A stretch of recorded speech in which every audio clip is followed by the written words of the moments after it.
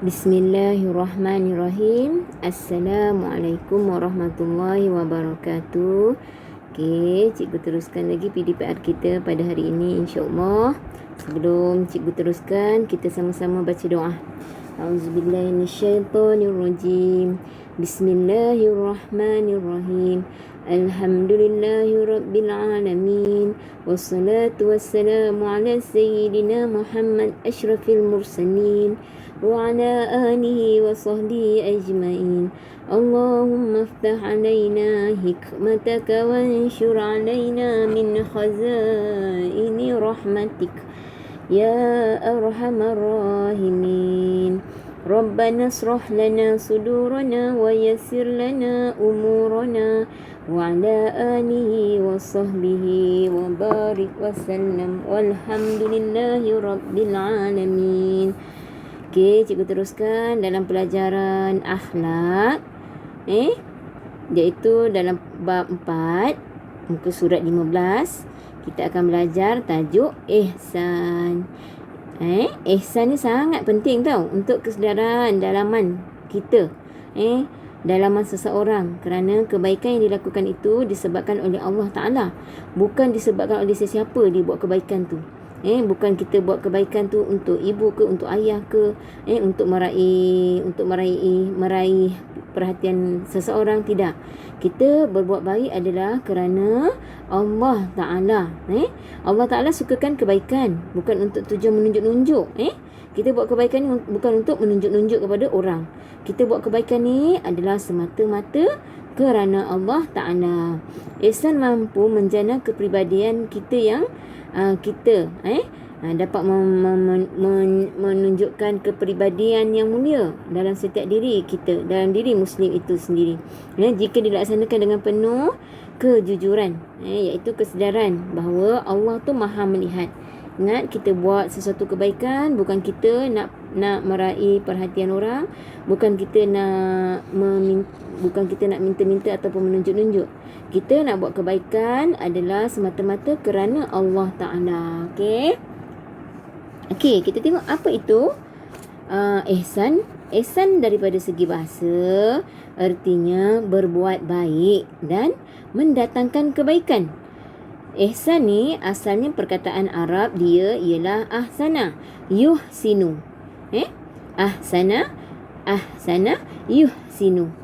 Lawan perkataan ihsan ialah isaatun. Isaatun. Apa maknanya? Berbuat jahat. Ihsan berbuat baik, lawannya isaatun, berbuat jahat. Okey, kita tengok apa pula menurut istilah. Menurut hadis Jibril alaihissalam, ihsan bermaksud seseorang yang menyembah Allah Ta'ala, seolah-olah ia melihat Allah. Jika ia tidak mampu melihat Allah, maka sesungguhnya Allah melihat dia. Itu daripada hadis Jibril alaihissalam. Maksudnya di sini ialah kita buat apa segala kebaikan kita yang kita buat tu, seolah-olah Allah tu melihat, Allah tu nampak.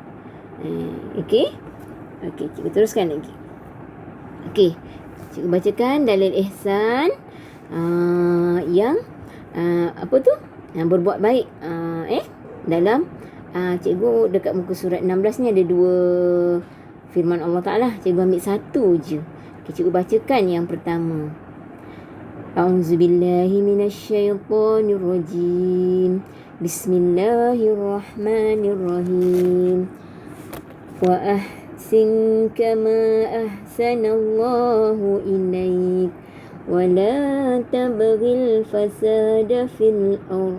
Innallaha la yuhibbul mufsidin. Innallaha la yuhibbul mufsidin. Daripada surah Al-Qisas ayat 77. Artinya, dan berbuat baiklah, ini kepada hamba Allah, sebagaimana Allah berbuat baik kepadamu dengan pemberian nikmat-Nya yang melimpah-limpah. Dan janganlah engkau melakukan kerosakan di muka bumi.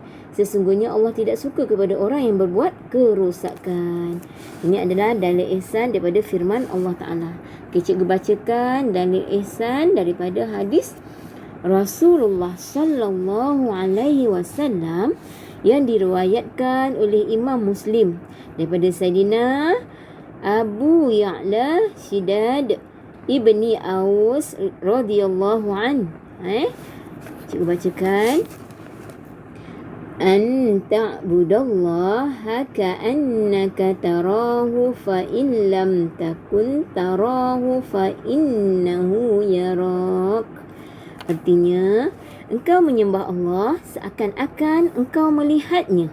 Dan apabila engkau tidak dapat melihatnya, maka sesungguhnya tu Allah dia maha melihatmu. Ingat, apa yang kita buat perkara kebaikan, semuanya perkara kebaikan ataupun kita buat perkara kejahatan, Allah maha melihat. Jadi kita kena perbanyakkan berbuat kebaikan sementara kita hidup di dunia. Okay, cikgu teruskan lagi. Okay, di dalam ihsan terdapat 3 aspek utama. Yang pertama, ibadat. Yang kedua, muamalat. Yang ketiga, akhlak. Ihsan ni meliputi 3 aspek utama ni. Inilah yang cikgu ringkaskan di sini. Kalau ada soalan, tuliskan aspek utama ihsan. Okey, apa dia? Ibadat, muamalat, akhlak. Okey. Okey, kita tengok di sini. Ibadat. Apa yang termasuk di dalam ibadat? Okey, kita wajib bersifat ihsan dalam beribadat. Ibadat apa yang kita kena wajib bersifat ihsan? Okey, contoh yang cikgu senaraikan di sini ialah menunaikan semua jenis ibadat. Contohnya apa dia? Solat. Solat 5 waktu tu kita kena wajib buat. Ataupun kita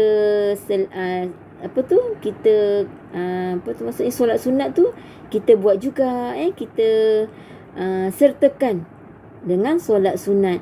Solat wajib tu dah lah wajib kita kena buat. Solat sunat tu kita sertakan. Solat sunat rawatib tu macam ada yang muakkad, ada yang ghairi muakkad kan. Kita buat dua-dua lagi banyak pahala kita dapat. Ya Allah, senang kita nak kutip pahala ni. Buat je lah kebaikan. Allah dah bagi peluang, kita kena cari, kita kena kejar peluang nak mendapatkan pahala. Okey, apa dia? Kita kena solat wajib. Solat sunat pun kita kena buat, solat hajat ke, solat tahajud ke, taubat. Kita banyak dosa kan. Buatlah solat taubat. Okey, berjihad. Berjihad ni pun awak belajar menuntut ilmu ni pun sekarang ni pun adalah satu jihad. Kita nak berperang macam dekat Palestin tu tak boleh kan. Jadi kita berjuang, kita berjihad pada jalan Allah dengan menuntut ilmunya. Apa lagi? Contoh lain, puasa. Puasa yang kita dah lepas, yang kita dah lalui pada bulan Ramadan, iaitu puasa wajib, puasa bulan Ramadan. Ni masih sempat lagi ni nak puasa sunat bulan Syawal, ada 6 hari. Nabi sallallahu alaihi wasallam bersabda, siapa yang berpuasa dalam bulan Syawal selama 6 hari, seolah-olah dia puasa selama setahun tau. Besarnya tu, banyak pahala dia tu kan. Mudah kita nak cari pahala. Okey, apa lagi ibadatnya? Haji. Haji ni daripada sekarang kita kena simpan duit untuk kita menunaikan ibadat haji. InsyaAllah kalau umur kita panjang, kalau kita dibagi kelapangan, kalau kita dibagi kesihatan, insyaAllah dah sampai seru, insyaAllah dapatlah kita pergi menunaikan ibadat haji. Okey, apa lagi ibadat yang dituntut yang mendatangkan ihsan, mendatangkan pahala? Hormat, menghormati. Yang ini hormat kepada siapa? Hormat kepada mukmin, hormat kepada semualah, seluruh manusia. Dengan binatang pun kita kena hormat. Jangan kita suka menyipak-nyipak binatang. Jangan kita suka seksa-seksa binatang. Binatang pun nak hidup juga macam manusia. Kita kena apa dia? Kena jaga. Okey, apa lagi? Iaitu menyenangkan isteri. Tengok, menyenangkan isteri pun adalah termasuk dalam ibadat. Macam mana menyenangkan isteri ni? Contoh kalau yang dah berumah tangga, bukan masak ke basuh ke, bukan semua untuk isteri tau. Bukan isteri yang buat kerja tu semua. Dah jaga anak semua, nak buat itu, nak buat ini. Sebenarnya tu semua adalah kerja sama-sama suami isteri. Bantu membantu. Menyenangkan isteri dapat pahala. Okey, seterusnya apa lagi? Meminta redha Allah Ta'ala. Ingat, segala kebaikan yang kita buat, kita minta pahala, kita minta redha Allah. Ya Allah, kau terimalah segala kebaikan aku, ya Allah. Terimalah segala ihsan yang aku lakukan, ya Allah. Kita minta kepada Allah. Tak apa, kita minta je pada Allah. Maksudnya Allah nak terima ke tak terima, tak apa. Yang penting kita minta. Kita buat dengan seikhlas hati. Dan banyak sebenarnya, ini je cikgu dapat senaraikan. Sebab tak muat ruang kan. Tapi kalau awak nak baca lagi, awak buka muka surat 18. Apa lagi? Mendidik anak pun adalah satu ibadah. Allah dah bagi zuriat, Allah dah bagi anak, itu adalah satu amanah. Jadi kita kena didik dia, kita kena jaga dia, kita kena belai dia. Didik macam mana? Kita penuhkan ilmu agama kepada anak-anak kita. Jangan biarkan kosong. Jangan kita tak ajar solat, kita tak ajar puasa, kita tak ajar dia nak menuntut ilmu. Jangan. Nanti anak kita dia akan tuntut kita di akhirat. Kita banyak buat pahala. Nanti bila di akhirat sana, nanti anak kita tarik kita. Jangan kau minta dekat Allah, jangan kau masukkan ayahku tu kat dalam syurga. Sebab dia tak jalankan amanah dia sebaik-baiknya ketika di dunia. Apa amanahnya tu ketika di dunia? Kena bagi ilmu agama, kena ajar agama, kena ajar solat, kena ajar puasa. Yang perkara-perkara baik semua kita kena ajar pada anak-anak kita. Okey, itu dia lah ibadat yang kita kena buat, yang kita wajib buat supaya kita mendapat keridhaan Allah, supaya kita dapat balasan daripada Allah. Semua ibadat hendaklah dilakukan dengan cara yang betul. Menyempurnakan syarat, contoh solat tu semua kan, rukun, sunat dan adat-adatnya. Hal ini tidak mungkin dapat ditunaikan oleh seseorang kecuali jika ketika melaksanakan ibadat-ibadat tersebut dia menikmati dengan kesedaran yang penuh bahawa Allah Ta'ala sentiasa memantaunya hingga merasa bahawa dia sedang dilihat dan diperhatikan olehnya. Itulah maksud dari perkataan Rasulullah SAW yang cikgu bacakan tadi itulah. Hendaklah kamu menyembah Allah seakan-akan engkau melihatnya. Dan jika engkau tidak dapat melihatnya, maka sesungguhnya Allah Maha melihat. Okey, kita teruskan lagi. Okey, tingkatan darjat ibadat. Ni cikgu dah ringkaskan. Tingkatan darjat ibadat ada pada muka surat 18. Ada 3 tingkatan. Tingkatan yang pertama tu berwarna hijau, iaitu tingkat at-taqwa, darjat yang paling bawah. Yang kedua, salah patutnya cikgu tu cikgu kena betulkan tu. Yang kedua tu iaitu tingkat al-birra. Nanti cikgu betulkan. Awak kalau awak buat ni ringkasan, nanti cikgu suruh salin ni, awak semak dekat muka surat 19. Yang ketiga barulah tingkat al-ihsan, iaitu darjat yang tertinggi. Yang kedua tu tadi patutnya tingkat al-birra. Patutnya itu tingkat yang kedua. Okey, nanti betulkan tau. Jangan ikut cikgu tu.